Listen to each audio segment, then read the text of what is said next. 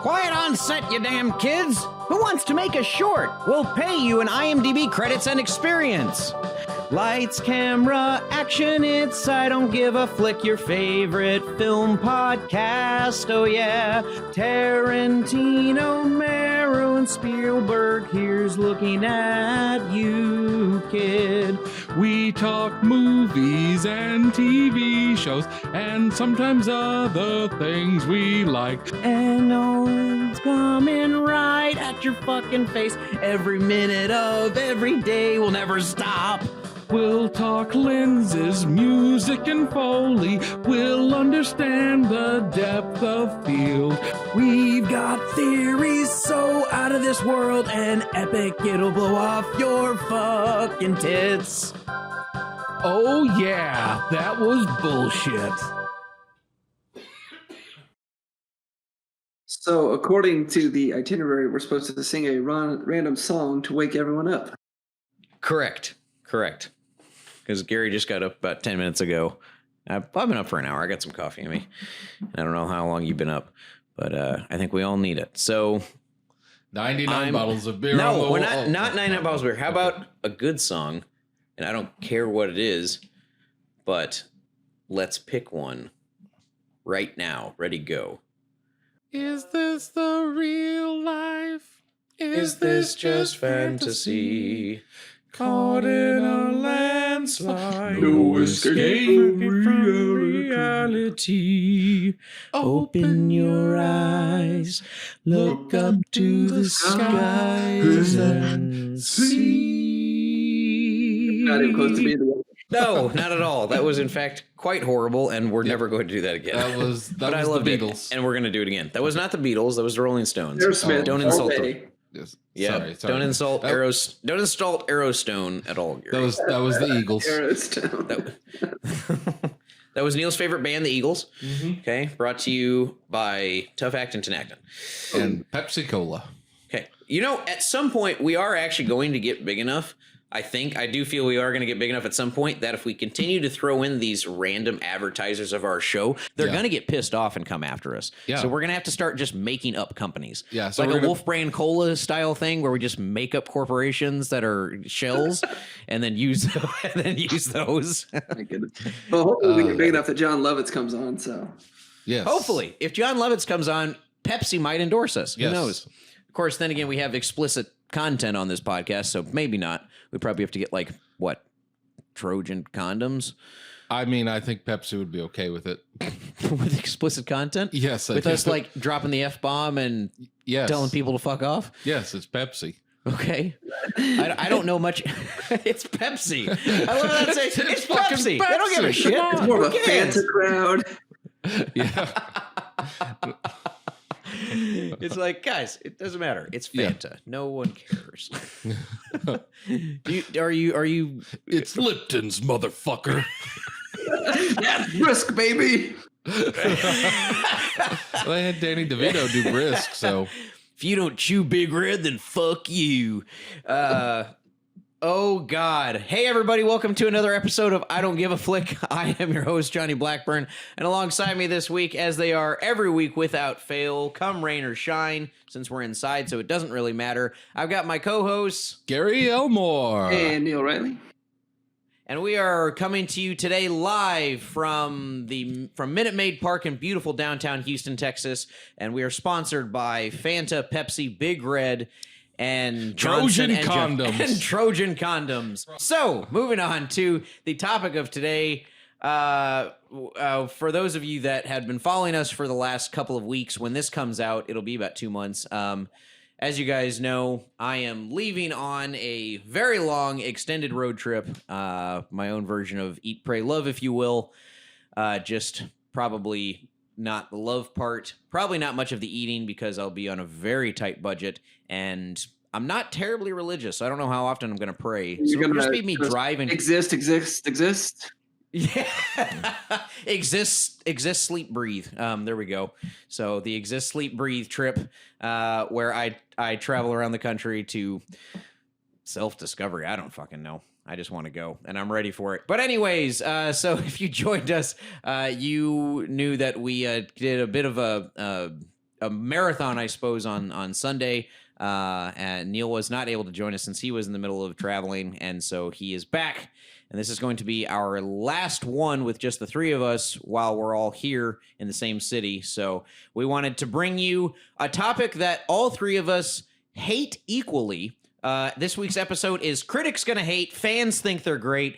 Basically, we're just going to talk about how much we loathe critics and film reviews nowadays, because critics just are so out of touch at this point with everything that fans are actually into. If you go on places like Rotten Tomatoes, which I don't even use as a point of text anymore, an actual point of reference for seeing films, you'll see that the critics either really love a film, and it's at like 95% most of the time. The fan base is 50% or below, and a lot of times they'll have like a horrible score for a really good movie, and then the audience base will be above 90%.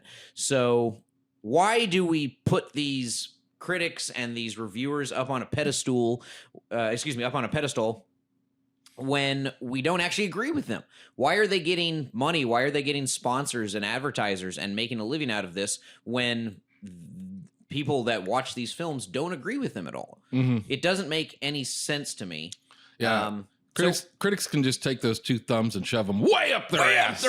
Way up their bum holes. We don't have people Whoa, watch the language. You're trying to get Pepsi.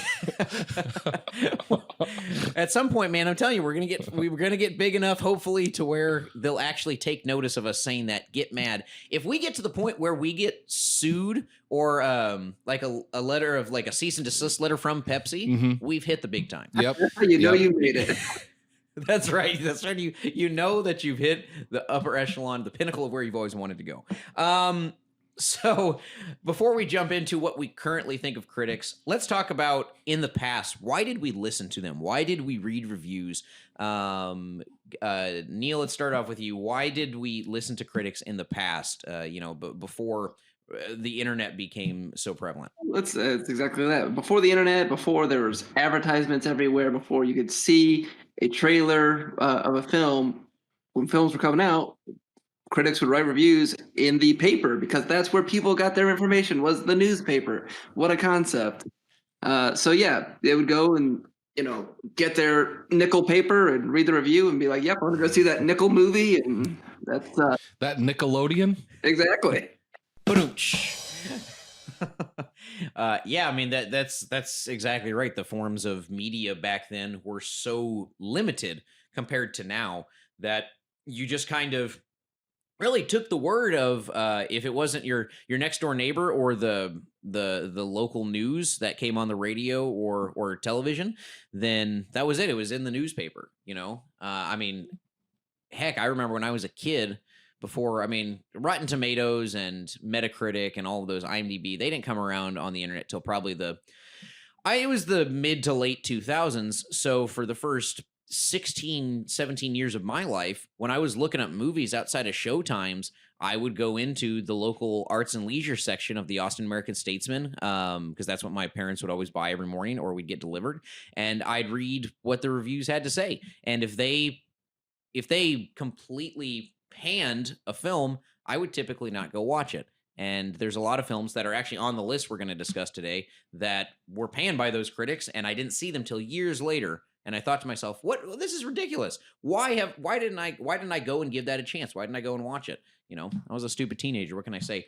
Gary, why didn't we listen to critics much in the past? Why didn't you listen to critics much why did you listen to critics much in the past? Excuse me. I think that there were many fewer critics than there are today. Like growing up, more. That's true. Yeah. Like growing up, like it was just pretty much the only ones that I was ever aware of was Siskel and Ebert. Yeah.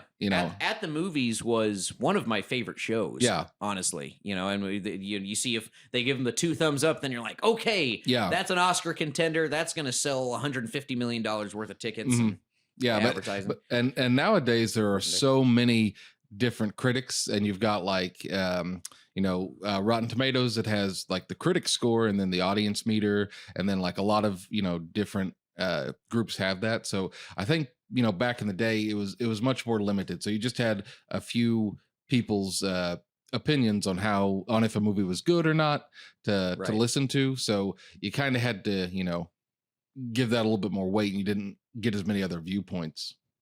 Yeah. Absolutely. Mhm.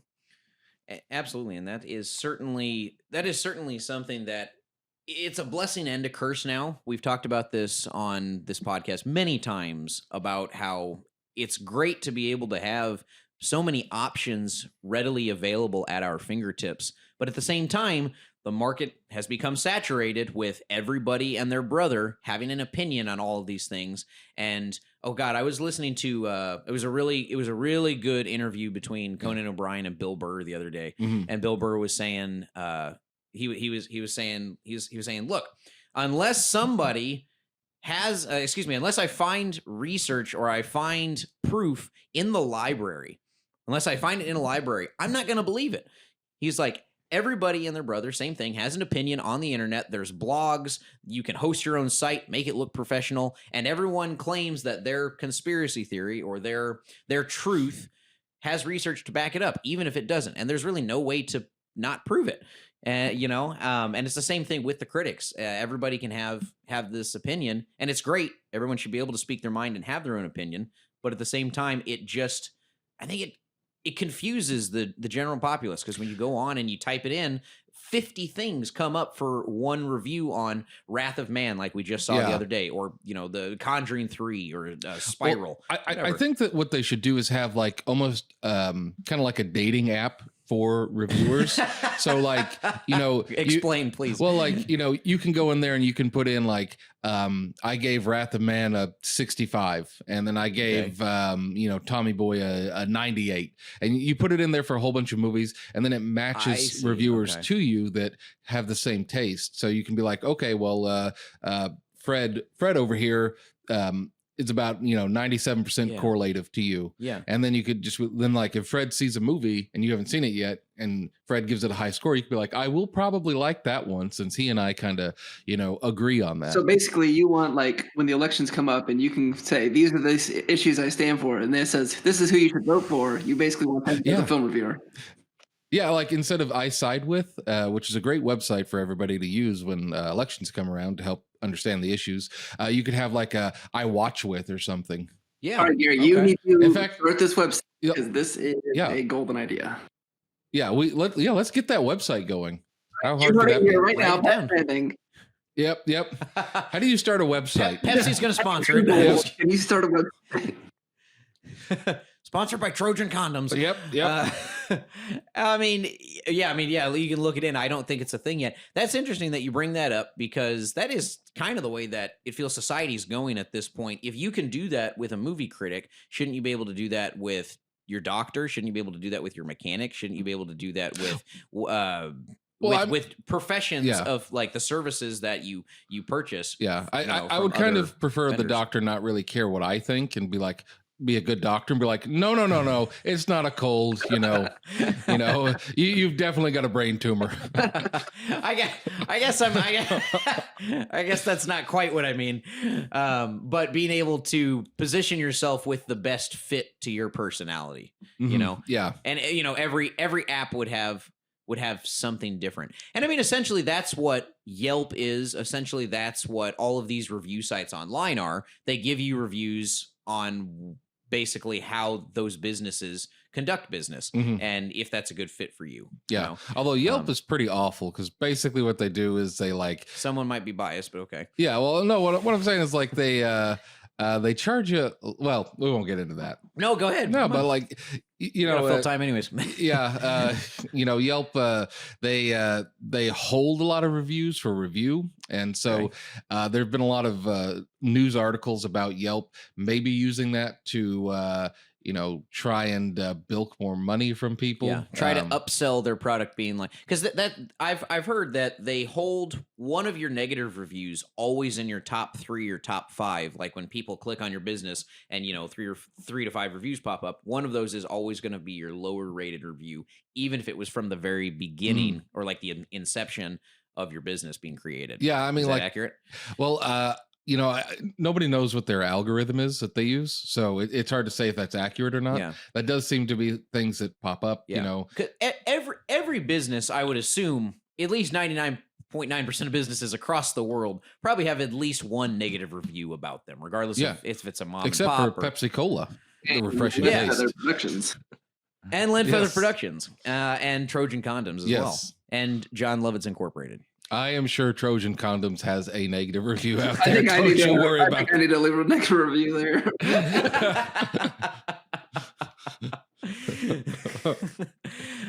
Yeah, I mean, probably, and that's without going off on too much of a tangent. That is certainly a risk you run or take when you go ahead and use one of those sites for sure, instead of just going to see stuff. So back to movies. back to movies. Back to movies and critics. Back to the critics. Do we even bother reading reviews ahead of time right now? People would read them back in the day to decide, because there's so many films out there, and even today there's more. There's an astronomical number of movies that come out on streaming services. Jesus, yes. How many streaming services are there? Like 50? Probably. I don't know. I don't know the exact number, and I don't want to sit here and count all of them today. Right. But I mean, there's a ton, and they all produce a ton of content. There are. They do produce a ton of content, and that's outside of what's still coming on TV, or like there's people actually that I found recently on YouTube TV, or just on YouTube's, and the YouTube videos coming out nowadays. There's got to be 1 million plus YouTubers, not counting like TikTokers, that do series, that do shows, that have their own thing. So on top of the movies coming out from the big production companies, you've also got these smaller independent labels that are coming out with their own stuff too. So there's just so much content to come out with. So in fact, we're at more of an all-time high with having to read reviews, because there's so much content out there. We don't have enough time in our day to be able to see it. Yet at the same time, I personally don't read the reviews anymore. Yeah. For YouTube, every minute there's 500 hours of video uploaded. That's just absolutely ridiculous. So good luck watching that. Oh my god, it really is mind blowing. And no one in their lifetime would. I don't think anybody in their lifetime, if all they did was sleep and watch YouTube, if they'd be able in their entire lifetime to go through every single piece of footage that YouTube has on its server. I think absolutely not. Let me look it up. Absolutely, let me look it up. There's no way. Gary and I did calculate one time how long it would take to have sex with every person on Earth. We did, but then we did not calculate. For new people and like population increase. So technically, that equation is a shot. Unfortunately, random fact for those of you that enjoy listening to our podcast.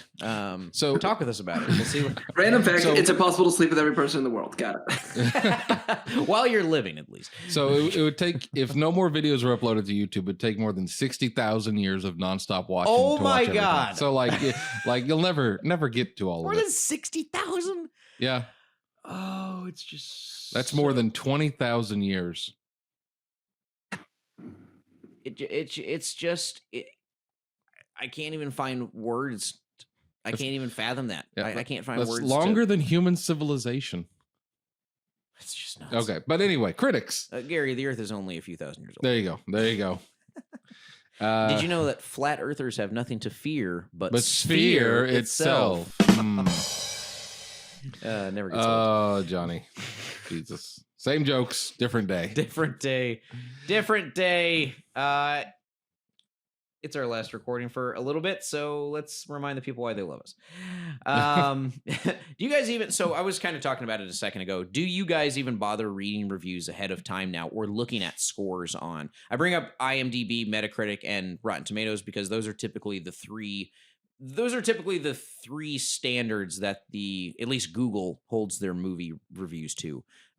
So do either of you guys, Neil, do you even bother reading any of those before you jump on Netflix or go to the theaters? I mean, I really don't bother reading reviews anymore. For the reasons that we discussed, there's already so many people out there with so many varying opinions. It just muddies the waters.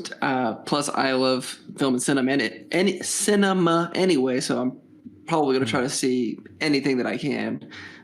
Sure. So, there's nothing really discouraging me unless, a close person to me says, hey, I saw this movie and it sucks. And I have a very similar opinion with movies with them. I might take that into consideration. But critics who are quote unquote getting paid professionally to rate movies, I really don't pay much attention to. Yeah, I don't blame you at all. Gary, I'll jump on my tirade in a second, but Gary, go ahead. Yeah, I mean, because for any movie, no matter how crappy it is, you can find a critic that either because they liked it or maybe because they were, influenced by, goods and services, Last Jedi being a good example, that Some people genuinely like that movie. some people did. Some reviewers, though, not going to say any names like Kevin Smith or anything, may have, been given like a lot of goodies to review it positively. Oh, is Kevin Smith considered a film reviewer now? A film critic?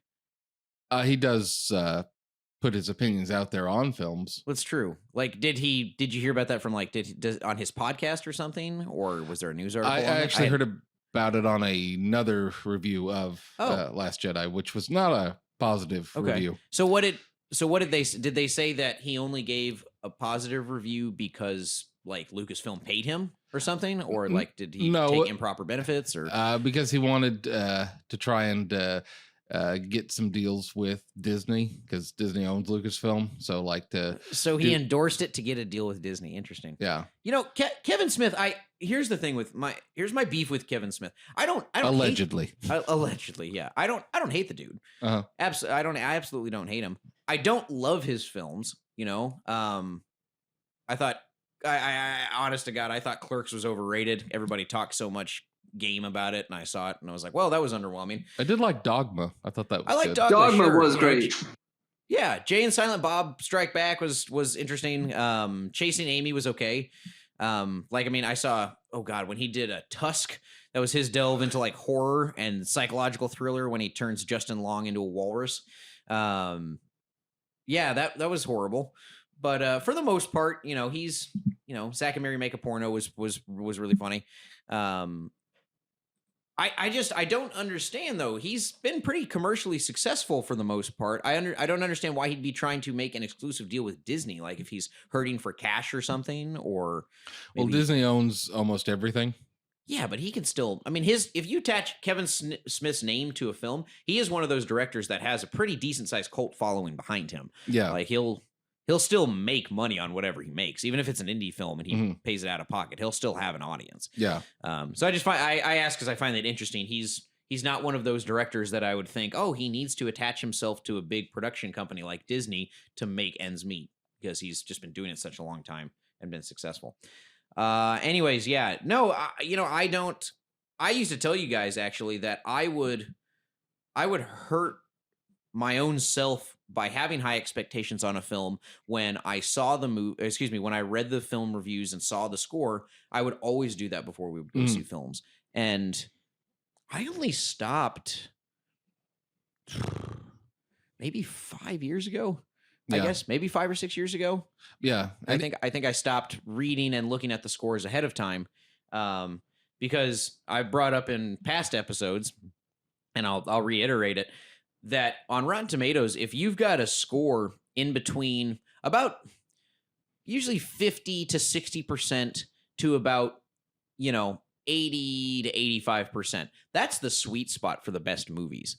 Those are typically the ones with the highest audience scores, and those are the ones that you typically see a lot of people loving. The critics panned them because, oh, it wasn't fucking artsy or like esoteric enough, or I'm not a big fan of this director, and when they tried to genre jump, they did a poor job with X, Y, and Z, or it wasn't symbolic enough, or it was what you might call sophomoric or poo-poo humor, which is all dumb. If a movie's entertaining, then it's entertaining. That's it. Doesn't matter if it's a slasher film with no meaning. It doesn't matter if it's an action film with nothing but explosions and severed body parts flying around, or a comedy like an Adam Sandler film, America's Gem, America's Jewel, Adam Sandler, everybody. Oh, Adam Sandler. We'd love to have him on as well. But the same thing, his movies are stupid and it's what you would call potty humor. But for the most part, he's so successful because his humor is funny to a lot of people. I feel that just film critics nowadays, even back in the day, they've always been like this. They're just very uppity and they're kind of snooty about it.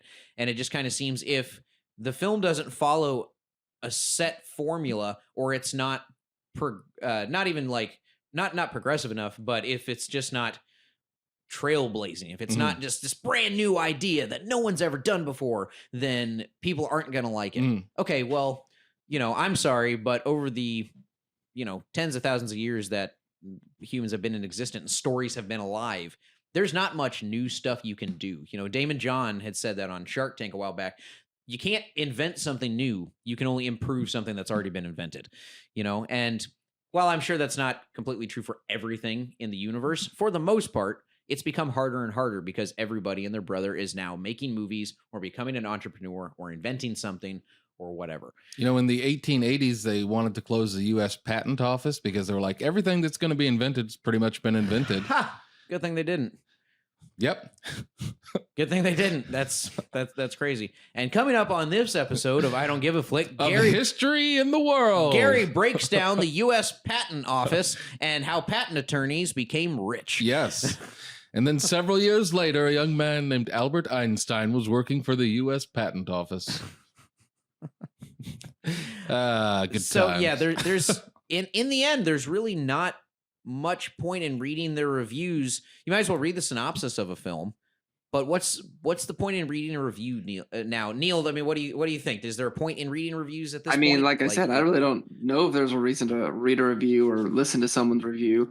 I did have a question because I don't know. Are any of these bigger reviewers like attached to like specific productions? Like, are they going to rate certain films higher or lower because they're either with or without or not with their company? Yeah, from the reviews that I still read, like when I actually go see film, because I'll read them afterwards. I'll be like, okay, I'm curious to see what the critics thought of this one. Here's what I thought of it. Because sometimes, probably say 50% of the time, it's going to be vastly different. I will love a film because it's entertaining, not because it's rich in meaning and thought. But yeah, I have not noticed any of the film critics being attached to a particular like A24 or Disney No, yeah, Warner film Brothers. critics can't be part of a company. I'm sure back in the day, did they take bribes? Like maybe a politician or a ref or something. Yeah. And today Probably, too. Yeah. Sure. And I'm sure I don't know if they would as much today. Not that they wouldn't take it, because people are inherently greedy, and that's just kind of just how humanity is. But at the same time, there's just, as we talked about, that market is so saturated and there's so many people. Is there really like a top level reviewer? I haven't done enough research to see, is there a new Siskel and Ebert? Is there a new Ebert and Roper? No, I think mainly there's no point in buying any of these reviewers off, it doesn't seem, because who's gonna read them above everybody else? I think a lot of reviewers are now just social influencers. So Seems like it. Yeah, It really does. I mean, like it's not so much like this is what this person does all day, because there are critic reviewers like that. For sure. But I think it's mainly just people that are like famous that kind of say, oh yeah, I like that movie or whatever. Or mainly people go see a movie because they like the actor or they like the director in it. But I think that the aggregate of the audience, so what the audience gives us the movie, is usually a much better indicator of if it's a good movie or not, in term than as opposed to the critics, because generally the mean of what a whole bunch 20 million people think is going to be more accurate than what a couple of experts or whatever think. Yeah, exactly. And back in the day, it didn't seem like that. It was the same for those of you that listened to our episode on the movie rating system, and we talked about the governing body over the movie rating system. Those guys in the past could make or break a filmmaker's, not necessarily their career, but certainly whatever film they had coming out. So a movie's trajectory was their fate was in the hands of the governing body of the rating system. And at one point, it seemed like a lot of these films back in, from the inception of films all the way up until the early 2000s were in the hands of film critics. And there were more than just Siskel and Ebert or Ebert and Roper. They had all the major, whoever was a critic for the New York Times. Same what Neil said earlier. It was all the papers. So the Times, the Post, the Post Times, the Globe, whatever. Yeah, Post Times. Yeah, all of those guys really controlled the destiny of what was going to happen to a lot of these films. Right. For the most part. Not all of them, of course, not all of them, but they certainly played an integral role for sure. Yeah. In the making of those films. So I guess that leads to the next big question. Why do we hate critics so much? And it's not even necessarily why we hated critics always. Why do we hate them so much now? Mm-hmm. Or, I'm sure they might be nice people, but why do we dislike Probably their... not. We don't know that, Gary. You've never They met seem any. like assholes to me. You've never met one single film critic. Why do we dislike what they do and how they completely tear apart films or raise them up? Well, not to get too much trying to ask John Lovitz to come onto the show, but he did a TV show called The Critic, which was a cartoon for several years, in which he played he voiced a film critic, like a cartoon film critic, and his famous line was, "It stinks." Great job, John Lovitz. And so, and he would kind of talk about it. It would kind of parody or spoof like what the types of movie Hollywood was releasing in the early to mid 90s when The Critic was running. And, it was just a bunch of like kind of silly stuff. Like he was talking about Jurassic Park 2, not the real Jurassic Park 2. This was before Jurassic Park 2 came out, but right. He had a raptor, and the raptor picked up a pipe and was like, me and the other raptors have constructed a crude suspension bridge to Venezuela, and it was just where I shall assume odd jobs under the name Mr. Pilkington, but perhaps I've said too much. And then he'd puff on the pipe. Anyway. Well, meaning that he was kind of just talking about how Hollywood didn't, as you said, have a lot of new ideas earlier.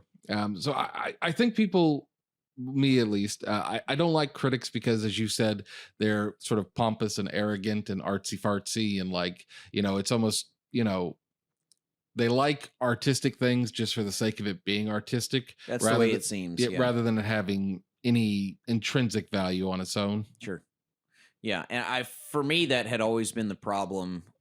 Anything that was, they made it overly symbolic, or they're like, oh, this is a metaphor for this, blah, blah.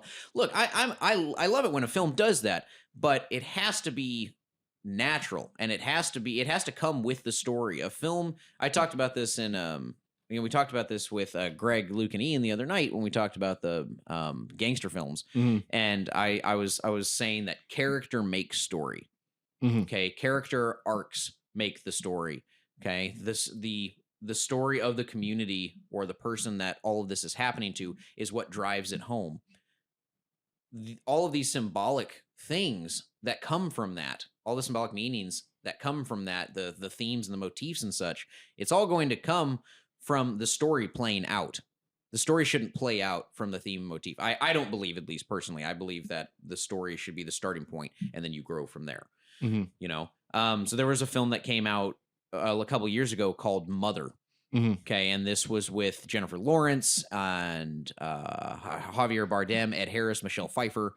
And basically it was, this woman had this very large house, and her husband was, when he paid attention to her, she was his world. Okay. And when he wasn't paying attention to her, she was just busy fixing this broken down house that was old, but still beautiful, but was always, it was dilapidated in points. It was very worn down. And then out of nowhere, Ed Harris and Michelle Pfeiffer are just two random people, and they show up, and they won't leave the house, even when Jennifer Lawrence asked them to. And then over time in the movie, Javier Bardem's character becomes increasingly popular for his novels that he's writing, and all of his fans bombard the house and they intrude on the privacy of this family. And it gets to the point where at the very end of the movie, the house is blown up. They kill a baby. Okay, like they show you killing the baby. They have like all of these people. And Like they eat it too, don't they? They do. They Yeah. eat. They become cannibals. Yeah. And they destroy these people's homes. They destroy the Jennifer Lawrence, who's supposed to basically in the end she's supposed to symbolize Earth and what we're doing to the planet. That Earth belongs to Earth, but Earth belongs to nature, and we are and we are constantly destroying the planet we live on. Now, granted, there is some truth behind that. Like I understand that, but We're everything not guests of nature, though. Huh? We're not guests of nature. We are absolutely guests of nature. No. Okay? What kind of spiritualism shit is this? I'm not gonna get into a debate with you about that. That could go on for a while. But the way that they handled this entire thing, there was no coherent storyline with it. Everything just kind of happened out of nowhere. It was like, hey, these people show up, and then this happens. Like we jump from the random guests coming out to this country home to the FBI showing up and like tear gassing the crowd that is like now in this house within a span of 30 minutes. And it's just so random. And they do all of these symbolic things and these artsy things to try to get across that we are guests here and we're destroying the place we live on. It was like kind of like what they did with Happy Feet. Okay. But with Happy Feet, there was a cohesive story, and those secondary motifs and the symbolism it came out from the story that was placed at the beginning of the film. So you're saying what the film needed was a bunch of musical numbers? Correct. Okay. Tap dancing penguins. I think that would have helped. Yeah. And so anyway, so Mother, people loved it. The critics loved it. It is one of the worst films I have, and I love that cast. That's a brilliant cast. Excellent ensemble. And I didn't have a problem with the acting. That wasn't it. It was certainly the script itself and the directing style. The editing also just kind of made me a little queasy. It was a lot of hard cuts, kind of like Uncut Gems, but a lot of shoulder cam. It's like a lot of shoulder work, so it's just kind of shaky and stuff. Anyway, so not that what they were saying wasn't necessarily true, but it was the way that they were going about it.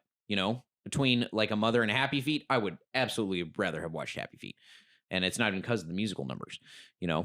Story comes first. Yeah. And so I agree. Critics love that crap. And movies like that aren't always necessarily bad, but No. I mean, like for Mother, they gave it was like 89 or 90% or something on Rotten Tomatoes, and I was just this is an atrocity. I don't understand why they loved this so much. It's also tough because like just the trailer for Mother, a lot of people aren't gonna go see that. Probably So not. Which is good because that means the trailer's not it's filtering out people that don't want to see the movie. And the trailer's another thing that we can get into. Sorry, go ahead. But like that's going to like because you're not getting a true like audience score from the movie because you're getting an audience score of people that were already interested in seeing a movie like that. Like you somebody that likes whose favorite movie is Transformers is and like they love like a movie like Transformers. It's like super action popcorn movie. Sure. They're not going to go probably see Mother because that's not their cup of tea. Yeah. So you wouldn't have their their negative vote in it, saying so you're only trailers should filter it out. So the audience score, I guess, would be naturally higher than if you had a true score of a bell curve of all audience members. Yeah. Neil, why do you hate critics, or why do you dislike the movie reviews? like reading them ahead of time and okay, so yeah, it's like we said. For me, they're always so full of themselves. They're always like every movie is artsy. Every movie has to have layers and deeper meanings, and it's got to be something new and inventive. It can never just be a movie about a fart joke. It can't just be an Adam Sandler comedy. It's got to be something with a different meaning, something that's unexpected. That's the only way they're going to give it a good review. Like sometimes I don't want to sit down and watch a 2.5 hour mental drain trying to keep up with this movie when I just want to sit down and relax and watch a comedy. Like that's pretty much why I don't give them any reason to listen to the critics anymore. Yeah, no love at all. And I think that's a really good way to put it. Sometimes you just don't want to. Sometimes I'm tired from my day. I'm tired of working, or I'm tired of I've got to hang out with my family, or maybe I've got it's poker night, or I'm going to the mall to go shopping for something. I don't know, whatever it is. Yeah, sometimes you just don't want to. You don't want to sit down and just go. It's like someone was like, "Look, here's a movie that's identical to The English Patient or No, Dances thank with you. Wolves." English Patient. Well, English Dances Patient with sucks. Wolves was the Oscar winner for that It year. was, So it's it was. the We'll best go- movie that came out. It wasn't. Goodfellas was, but that's okay. Dances with Wolves, not a bad movie. Okay, it's just long. Just long, kind of drawn out, a little slow. Would I rather watch that on a day that I just finished a 12-hour shift on set? No, of course not. Would I rather watch Adam Sandler's newest movie on Netflix or Uncut Gems? Yeah, relax. I would rather watch, but I would rather watch Uncut Gems than I would one of those other ones. Oh God. But yeah, I totally agree with you, Neil. That is certainly something you have to take into account. And I don't know, maybe that's one of the reasons that a lot of people give lower audience scores to those movies that the critics love, because I don't know, maybe do we think that I don't know. That's probably an unfair assumption. Like, people that work less, do they watch more artsy movies? Yes. We don't know that. Would I assume that? Maybe a little bit. It's possible. Yes. It is possible. We have no research to back that up. We're not claiming that, we've been looking into this for a while, but is it possible? Maybe. I don't know. Maybe people that work longer hours and they have to come over with their families, they just want to watch something mind-numbing that doesn't really take a whole lot. Keeping Up with the Kardashians. That, what? That show's been on for 20 years, and oh my gosh, it has, guys. And I know that it's hard to fathom, but you have to understand that by Neil's logic, Keeping Up with the Kardashians falls into that category. Mm-hmm. It does, and it's become popular because that's why reality TV is popular, because you don't have to think too much on it. That's why it's exploded, and I never really understood that until I started working in it, because pretty much everything I've done is trash reality TV for the most part. And hey, it pays the bills, but at the same time, it's like, why do they make themselves suffer through this? Why do they watch this? It's just mind numbing. Well, you don't have to think about it. It just kind of happens. And it's easy to follow, and people don't want to have to think too hard so Neil, that's a really good point. I agree with you completely. So here's the thing. We've been ragging on the critics, not saying that a lot of critics don't have valid points when they write a review, not saying that some of their scores aren't accurate. There are plenty of times when I've looked at a movie on Rotten Tomatoes and I'm like, okay, yeah, that makes sense. My favorite films of all time have all been rated very high on Rotten Tomatoes. And I would agree with the scores. They're all in the mid to high 90s. And I'm okay with that, obviously. So it's more with new films, I think, is the biggest thing for me. We hope that you are enjoying this rousing episode of Let Feather Productions' I Don't Give a Flick. To help us bring you more of the content that you love, please consider following us on Patreon at patreon.com/letfeather. There are 3 tiers to choose from, with special and exclusive merchandise in our VIP level. We now return you to your regularly scheduled programming.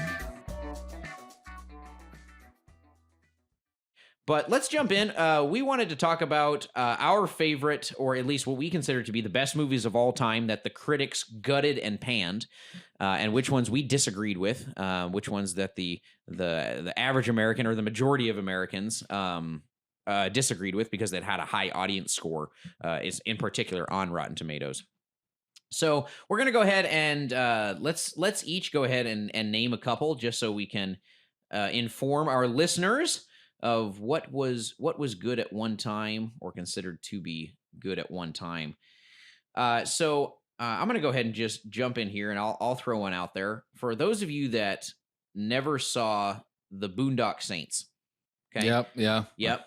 Boondock Saints was claimed to be a juvenile, ugly movie that represents the worst tendencies of directors channeling Tarantino, according to the Rotten Tomatoes critics' consensus. Was enjoyed by 91% of users on the site, and given a rating even from IMDb of essentially 8 out of 10. But only 28% of critics gave it a positive review, and with most claiming it was idiotic and immoral. Okay, well, technically, since critics and even normal people are like, we all love Tarantino for the most part. He's the second greatest director to ever live, after all. We can all agree on We that. can all agree on that, Okay. at least between at least our panel and Ian. Tarantino films with those characters are immoral for the most part. Okay, there's a lot of random killings. Unless you consider an eye for an eye and the other eye as not immoral, then I suppose you could probably get away with There saying might be some that still operate under the code of Hammurabi of ancient Mesopotamian fame. Mesopotamia. So it's once again, it's one of those things I don't understand it. Boondock Saints was a movie by Troy Duffy. It starred Willem Dafoe, Sean Patrick Flannery, and actually was popular enough to get itself a remake years later. It's just basically two Irish brothers that provide vigilante justice, and the detective that follows them to where they're going, and they're just exacting justice on the streets of, I think, Boston. I'm something of a film critic myself. To paraphrase Boondock Saints. Yes. The serial crusher. Yeah. And honestly, let's take a look at this. This might be one of my favorite ones that was panned by critics, just because it was during that era when the Tarantino knockoffs started to come out of the woodworks, and I was totally okay with it. I've seen this movie multiple times. I've showed it to a litany of friends and family, and none of them have had anything horrible to say about it. A lot of them are movie buffs or have worked in the film industry, like ourselves. So I never, when I saw this on a couple of the lists that we looked at, I was shocked. So what do you guys think? What did you guys think of Boondock Saints? I wonder if critics, when they write, they're encouraged to take a more extreme stance to get more headlines out of it, and more Possible. More people to be talking about it and buzzing about their review. Mm-hmm. And if like an early, if you get in on it early and you write like the first or second review, if that can sort of set the tone for how other people following behind you perceive the film, right. Because they're like, this was rated lowly. I don't want to necessarily go against the grain with that, so I'm going to rate it lowly, even though I think it might be a little bit better. Yeah. So I don't know if like an early review would affect like the totality of all the reviews. Sure. As far as Boondock Saints go, I think it was a really good movie. It was very interesting. It was a movie about revenge and family, really, actually, when you get down to it. And it was a fun movie. Was there a lot of secondary symbology in it, and like hidden meanings? Not that I'm aware of. Maybe I missed it, but it was still just a fun action film. I like Boondock Saints. Neil, what do you think? Yeah, I mean, I've watched it a handful of times myself. I am a huge Willem Dafoe fan. Sean Patrick Flannery and Norman Reedus did great jobs. I think it's a great film, and so I can't agree with the critics. Yeah. And that I think is the audience's take on that too. Yeah, I mean, the fact that almost 100% of people that watched it enjoyed it. Yeah, just shows you that it doesn't really matter that the critics panned it, and that's, God, it's just very frustrating to me when I see something like that on the list. And there's a lot of other ones here on this list. Like Super Troopers. That one just floored me. Yeah. That was honestly, that summed up my summer in between senior year of high school and freshman year of college. I feel like I watched that and the next movie that I'm going to bring up on this list. But I thought you meant the content of the movie. No! I volunteered as a, where were they at? Montana or something? State trooper? I thought it was Illinois. I think it was Vermont. Vermont. Okay, there you go. Sure. But no, audiences gave Super Troopers a 90 score, and Rotten Tomatoes gave it a 35. You boys like Mexico? Yeah! Come on. The schnozberries taste Come on, like meow. schnozberries. All right, the next guy that says shenanigans, I'm going to kick his ass. Hey Farva, what's that place you like with the frilly shit on the walls and the mozzarella sticks? Oh, shenanigans. Hey! Yeah, Super Troopers, again, not a movie that's esoteric or like, high thought or high artsy. It's kind of just a stupid kind of fun movie. And again, people I think resonated to that watched it, the audience, but the critics did not enjoy it as much, which was unfortunate. Why can't I don't understand why, if critics are getting all of this money for the most part, and maybe some of the nowadays, a lot of them don't. A lot of people just do it in their free time, or it's a side job. If they're making all of this, if they're supposed to be reviewing film from multiple different perspectives and multiple viewpoints, and they have a checklist, and they should be going into this with every genre having kind of a manipulated checklist for that particular drama. It should be adjusted for what the genre is. Like the criteria that a comedy is based off of should be a little different from what a thought-provoking drama would be. Because Super Troopers did not have any like what I would call like beautiful shots. Like you're not going to get any, like Dutch angles or anything like that. It was a very, flat movie in terms of like the cinematography on it. There was nothing like super special about, the Foley or the sound or the music. Right. But it was entertaining. Yeah. It was funny. It had interesting characters, and the big thing with that too is you have to remember that we need groups like Broken Lizard, the guys that did that, and Beer Fest, a couple other ones.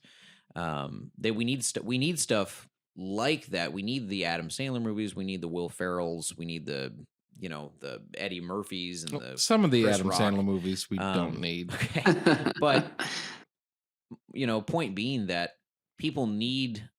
They watch films, and we talk about this all the time. People watch films to escape reality. It's an escapism tool, and they don't want to constantly be challenged. It's okay to do that. It's perfectly fine to do that, and there's a lot of films that do, but it's okay to not do that too, and it's okay to just, and it feels like when I read those reviews, it feels like the critics that are writing them it feels like an insult to the people that liked the movie. It feels like you're calling them stupid, or you're calling them inferior or Neanderthals. Because I wouldn't go as far to say Neanderthals, Yeah. but in that same sense of the word, yeah, sure, absolutely.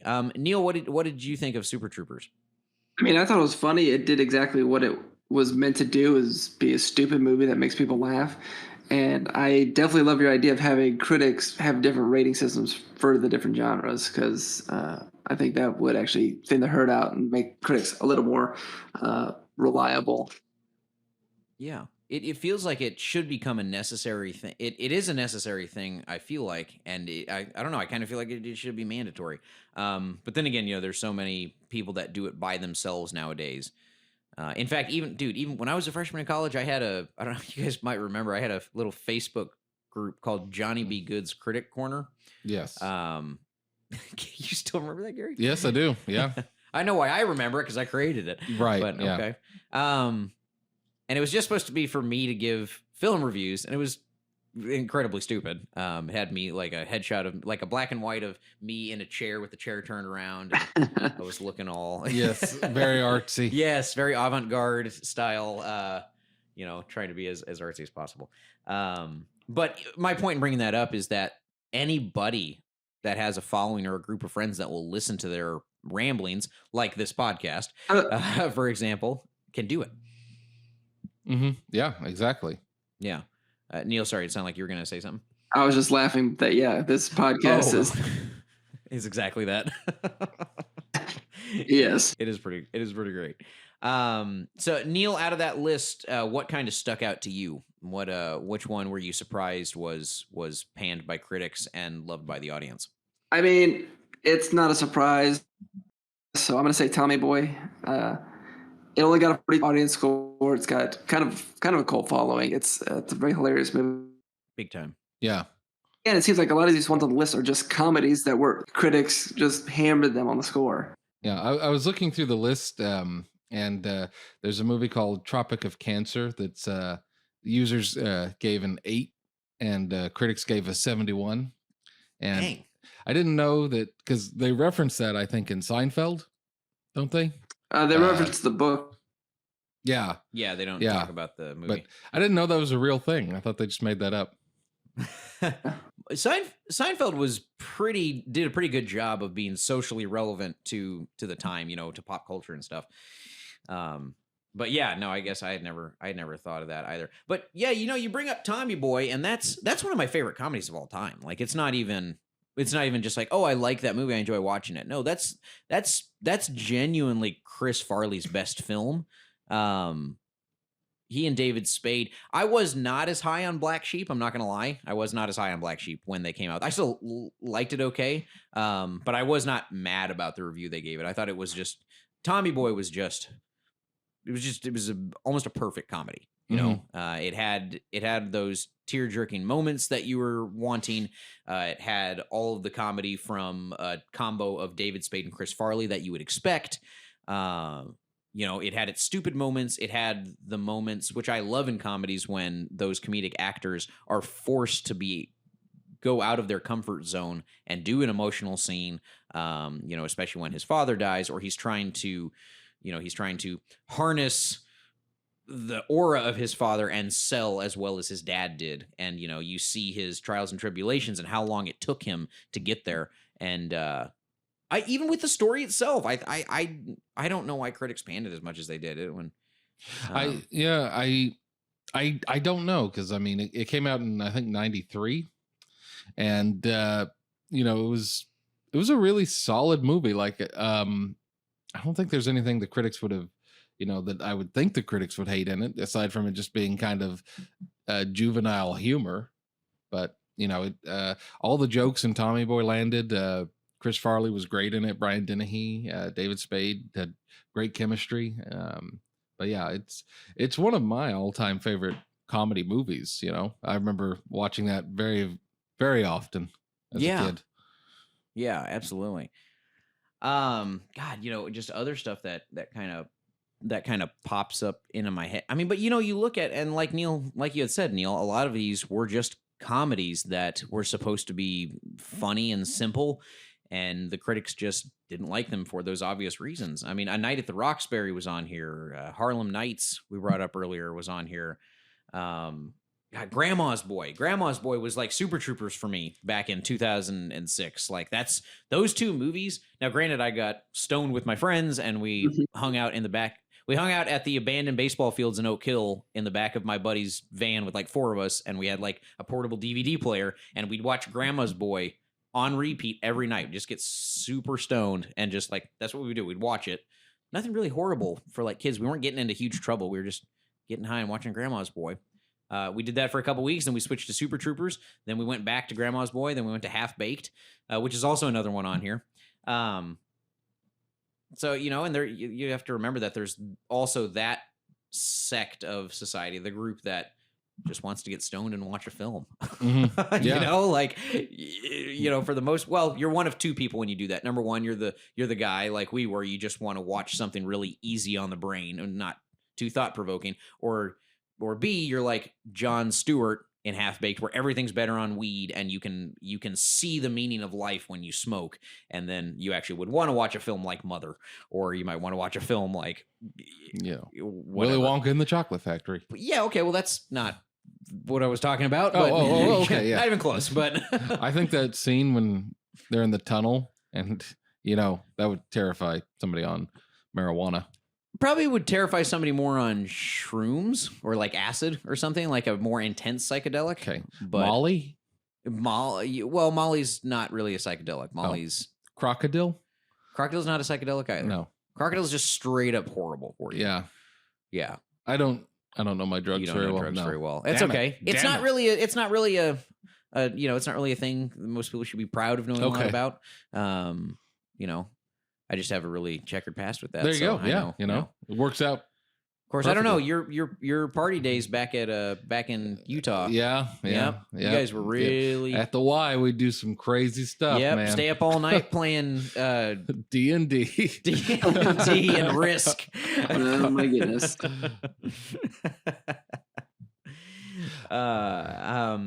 So any other movies on there that you guys were just surprised to see from that list? One that kind of stuck out to me was like the Little Rascals, which came out in '94. Ridiculous! It's a kids movie. Yeah, I mean, the audience gave it a 70%, which sounds about right to me. Yeah. And the critics gave it a 23%, which, like, I mean, Little Rascals was like, it was exactly what it was supposed to be, you know? Yeah. How do you call 911? I don't know. By the way, kids, the number is 911. Thank you, Yeah. Gary. No problem. That little tidbit of information brought to you by Pepsi and Trojan condoms. Boom. Combine them for a fun science experiment. With some Mentos. Oh, okay. That would certainly be something. But yeah, like Little Rascals, you know, it was a fine movie, and like I found it entertaining. You know what? One really surprised me as well. It was I Am Sam, the Sean Penn one where he plays a mentally handicapped father trying to raise his daughter, which he was nominated for an Oscar for Best Performance. But it's funny, they talk about that in Tropic Thunder. Yeah, when never go full retard. Yeah, when Robert Downey Jr.'s character was explaining why Tom Hanks won and Dustin Hoffman won and Sean Penn didn't because he went so full out. I first off don't agree with that at all. I actually enjoyed his performance. I don't remember who won that year, but I do recall when he didn't win, I was really shocked. I was like, wow, that's just out of left field. That's out of nowhere. I'm so surprised that he didn't. But the movie itself, I mean, I thought it was endearing. I thought it was genuinely touching. It was, they tried to be as authentic and realistic with it as possible because let's face it, for someone who has, I think he had cerebral palsy. I'm not sure. Maybe he might have been super autistic. I'm not exactly sure.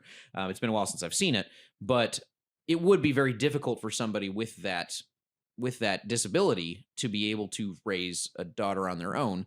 But, I mean, is it possible? Sure. Lots of things are possible. And I genuinely felt that because of that process, he was fighting for legal custody of his daughter. And, basically he taught people the importance of love and family, and critics, they claim, some viewers, but, critics claim that it was contrived and sentimental. It's a drama. I mean, that's what a drama is. There was not enough comedy in this movie. We can't please the critics, damn it. He didn't go into space. There wasn't enough action. They also gave it a freshness rating too, which I was surprised, but they gave it 35%, which is way lower than it should have been. I would have been fine in the 60, but remember I said my sweet spot is about 60 to 80% anyways. I think those are the best ones. And that's an interesting one because you think that's one that critics would have really liked. Yeah, because it's... Right, that plays right into what they're expecting. Yeah. Yeah, exactly. It's just nuts. And so the audience score gives it close to 9. They gave it 87. But yeah, it's that same thing. This is the one on the list that really confounded me. I was just like, what? How is this on here? It's not a comedy. It's not a horror. It's not an action. It's an actual drama that was an Oscar contender, which they tend to love. And it's got Sean Penn, who's an Oscar darling. Okay. It had Michelle Pfeiffer when she was still in her twilight years, with her acting career, and Dakota Fanning, who got a lot of love when she was younger, from the Academy. So that one really shocked me. I was not expecting to see that one fall onto there. Of course, then again, I also hadn't looked at its Rotten Tomatoes score in a long time. So I guess I didn't know what to expect. Yeah. That's really, that's counter to what I would have anticipated. Yeah, absolutely. What other ones kind of stuck out for you guys? One that stuck out to me was the fact that Sister Act 2 was rated so lowly by critics. Yeah, it only got like a 19% by the critics. It's definitely not as strong as the first one. The first one, the critics, I think, if I remember, it was like a 65 or 70. But I was surprised that it dropped that much. Yeah. Especially one like that that's not an over the top comedy. In fact, it's that one, I mean, like, it's a dramedy. It's about, and it's got good music in it. It's about overcoming adversity in the inner city, and you talk about like it's primarily a group of young. It's primarily a group of young Black and Latino kids who come together with Whoopi Goldberg, and they form this group that actually does really well at competition, and they save the school, they save the program, and it's very uplifting, and the music's really good. I didn't even see that on one of the lists, so I'm glad you found that one, because wasn't as good as the first one, but I don't know, I still liked it. Gary, did you ever see it? Yeah, I mean, that's the one that's like it's got the musical numbers like what is it? Oh gosh, it's like an old time like oh god, what is that song? It's no muscle bound man could take my hand from my God. Yeah. My Yeah. God. No yeah. handsome face Could ever take the place of my God. My God, my It was God. Whoopi back when she was still in her Star Trek: The Next Generation era, because I think that came was out. she? Yeah. For me, Law Abiding Citizen was a 2009 movie. That's a great movie. Yeah, I mean that's I made my adrenaline start pumping, man. Yeah. Like I that may be one of the best revenge movies ever. Yeah. I'm surprised that it critics gave it a 26%, and they called it unnecessarily violent and unflinchingly absurd. See, this is what I'm talking about. It's the same thing that I mentioned earlier. Each genre should have its own separate grading format, honestly. At this point, like, it's unnecessarily violent. It's a fucking revenge movie. It's an action film with, by the way, with Gerard Butler, who is in some of the most violent films in the history of cinema. Not just counting 300. And then you have I don't know. I'm just. It's it was not only was it just it had a good dose of violence, but it was also kind of interesting the way in which he planned things out and had to get at the people he was trying to get revenge on. So it wasn't as flat and two-dimensional as some of the movies that you could have made out of what's it. interesting? Another movie that follows that formula is the Saw series, and Saw has had some stinkers, don't get me wrong, but Saws 1 and 3 were probably my two favorite ones. And I haven't seen, I don't think I've seen from 6 on. You saw Spiral? I saw Spiral, and that was horrible. I was really upset by that. I just thought there was, how I say in bad films, there's always a build up to the emotional scenes. That's the difference between the acting in a good or mediocre film and in just a horrendous film. This is the same way in Spiral, which was a big budget movie with a good acting cast. Chris Rock was very good in Fargo season 4, and Samuel L. Jackson always brings it. I can't remember the name of the guy that played the villain, but he's also really good. Anyways, they went from 0 to 100 like that in the snap of a finger. And it's just, sorry, I'll go off on a tangent on that later, but Law Abiding Citizen follows the same format as Saw. It's got this setup, and it's got different points that the protagonist has to hit. Basically, every point is somebody getting injured or something happening where it's someone almost dies. Like Saw, but like you're on the side of the guy doing the saw instead of just like the people receiving the saw. And it had like actually a lot of good shots in it too. Like there's a scene at the end of the movie when the bomb goes off in his cell and like all this fire starts filling the room, and he's just sitting there. And like that was a neat shot. So I don't know why critics didn't like it. I mean, it was violent. I mean, no getting around that. So are the Saw movies, and they loved those two, the ones that I mentioned. Really? Yeah. Those got high critics loved them. Okay. Yeah. So let me look. Let's look up. I'm gonna look up the first Saw really quick, just for fun. Okay, and they should make one called Seesaw, SEA, and it's like on a boat, on a cruise ship. Oh my gosh! Oh my god! Copyright pending. Oh god! So Saw 1 wasn't bad. So Rotten Tomatoes gave it 50% for them for a movie like that. That's pretty good. IMDb gave it 7.6 out of 10. But hey, 85% of the audience loved it. This is the same thing. This is what I'm talking about, you know? And that's actually a fairly small diversion from what we normally have. I know, right? Yeah. Or some of the ones we've been talking about. Exactly. And it's just shocking, guys. It kind of just blows my mind that we have these movies like this. They're like, oh, it's utterly too violent. Oh, the violence is excessive, you know. Or oh, it's poo-poo comedy, or it's too sappy of a romance. And but I'm like, I don't even get what, like, you know, why there's a difference in metric. Like, there's another movie called End of Watch that came out in 2012. Yeah, the Jake Gyllenhaal and Michael Pena one. And that one had an 86% from the audience and an 85% from critics. And that was a fairly violent That's movie. pretty apt. Yeah. But like, those are really close together. Like those scores align. So I don't know, like, why some movies have big differences when they're, like, you know, violent, and some don't. Critics love those movies that are as authentic as possible. And End of Watch, it seemed to me, I mean, I've never been a cop on the, like, walking a beat or something, but it seemed to be fairly authentic. I mean, what do you guys think? Yeah, I think it was very accurate. Yeah. What do you think, Neil? Yeah, I think so. Yeah, I think it's pretty accurate.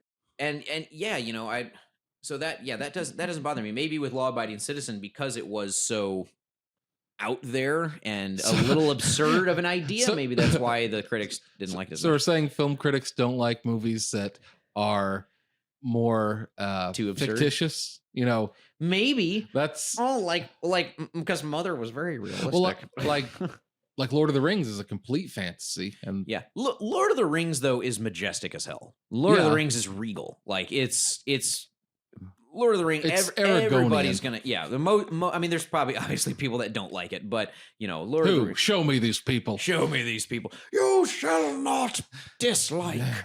I have a very specific set of skills. So if you don't like Lord of the Rings, why are we jumping around? I will find you. Are you saying that Liam Neeson and oh God, how am I forgetting the name of the guy that played Gandalf? Ian McKellen? Ian McKellen. Yeah, you're telling me that they are alike? Because you just started quoting Taken. Yeah. They're almost the same person. It's quite the jump from Lord of the Rings to Taken. It's basically Taken. It's not basically the same thing. They're two very different films. The director's cut of Taken was better than the not director's cut because they didn't try and go PG-13. They went R. I thought you were going to say that the director's cut of Taken was closer to Lord of the Rings than it was to the original Taken. And I was like, what? No. So Taken, the original one, which is probably one of my top, I'd say close to top 20 favorite action movies of all time. Okay. It's certainly up there. It's this sequel and the third one weren't that great. Yeah. But 59% Rotten Tomatoes. Not bad, you know, but 91% of people liked it, you know? Yeah. We're going to have that disparity. We're always going to have that. It's just how it is. You know, the budget was $25 million for Taken and the box office was over $225 million. Really? Yep. Okay. So I guess that's why I got 2 sequels. I guess so. I don't know why they flubbed the ball so badly on those. Couldn't tell you. They sure did. Yeah. Couldn't tell you, my man. Couldn't tell you. Guys, unfortunately, we are running out of time for tonight's episode or today's episode. So we're going to go ahead and wrap up with our recommendations for the week. Neil, why don't you start us off with what our viewers should be checking out this week? All right. Well, this week, if you haven't seen it, I don't know why you haven't. It's a great movie, but my recommendation is going to be Tommy Boy. Chris Farley and David Spade at their best with Dan Aykroyd and some other great cast members. Go watch it. Yeah, Rob Lowe randomly, and I didn't recognize Rob Lowe because he looked younger than normal. And so healthy.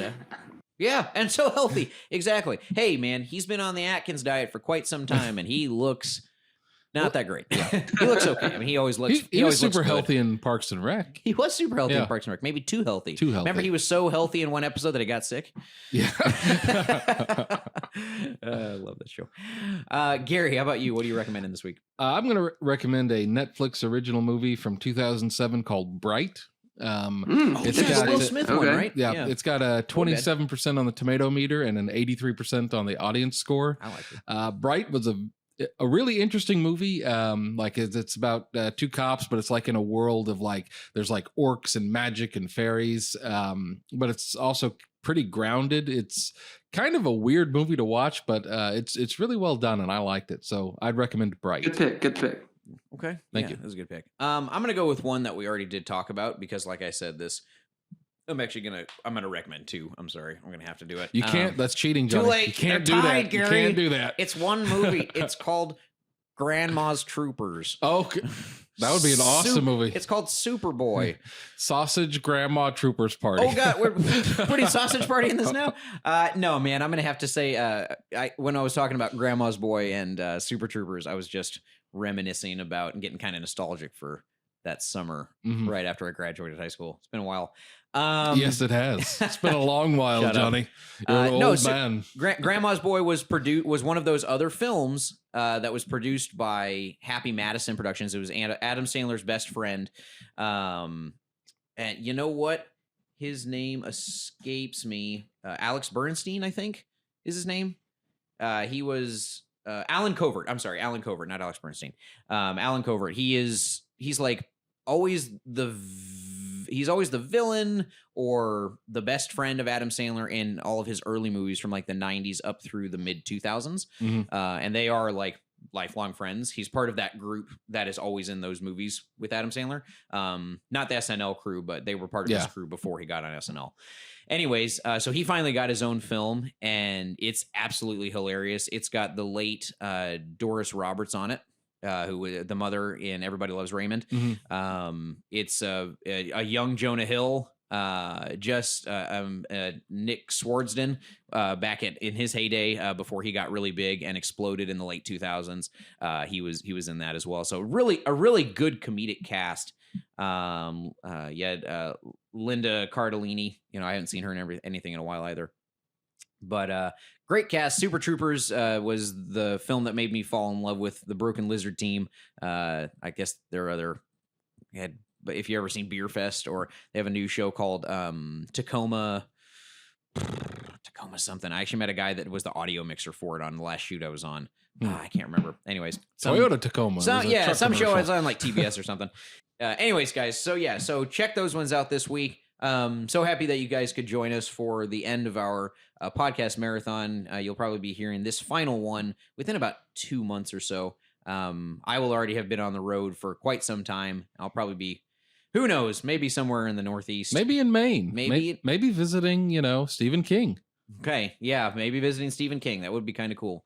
But we will certainly be having many more episodes coming to you guys. I'll be having a lot from the road. Maybe we'll even have best movie made in whatever state I'm staying in. Yes. I don't know. Probably not, because that would be very hard if we were in a state like Rhode Island or Montana. Yeah. Wyoming, maybe. I'm sure there's plenty. Georgia? Oh, no, that'd be fine. There'd be a lot of films made in Georgia, in Texas or New York or California. No, there are a lot. Anyways, guys, so thanks so much for joining us this week. For all of us here at I Don't Give a Flick, I'm Johnny. I'm Gary. I'm Neil. And we'll see you guys next week. Take it easy. Thank you for tuning in to Leadfeather Productions' podcast of I Don't Give a Flick. Make sure to subscribe to our podcast so that you never miss an episode. Podcasts are available on Apple, Spotify, Google Podcasts, YouTube, and everywhere podcasts are hosted.